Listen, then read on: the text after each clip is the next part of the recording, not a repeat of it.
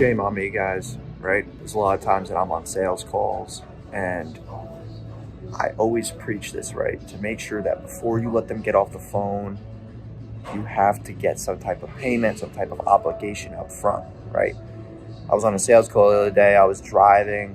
I fucking decided to take the sales call because I was just very excited. I have ADHD, so I just get very excited over little shit. And I was like, hey man, does this make sense to you? Can we move forward? Yeah, man, I need this, this, and this from you. And since I wasn't near a laptop, since I was driving in the car, I wasn't able to close that person because once I got off the phone, they basically were in the, I just missed that one. I didn't have to pay on the phone.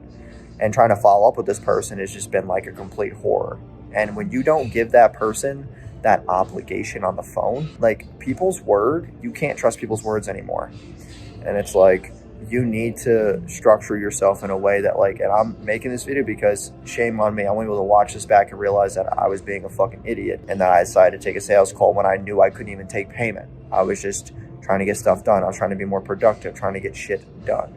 So just realize that when people say to you, hey man, I'll pay it, or yeah, I'll get that info over to you, they're not going to fucking get over to you. Maybe 1 in 5 people will do it.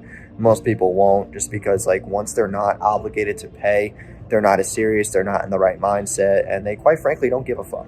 So start taking your sales calls when you're prepared, when you're ready to take payment, when you're ready to take that action to get that person onboarded, because if they're not being pressured into shit, then it's just it's just a vocal conversation that can be obviously dodged by, having no payment.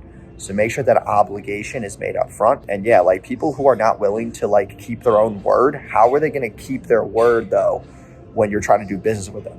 If people can't just pay a simple invoice, get over some simple billing address information, how are they going to help you, in your relationship? How are you going to be able to trust these people? Odds are you probably fucking can't, and they're in business for themselves. They want all the money for themselves. They don't want to fucking make any impact.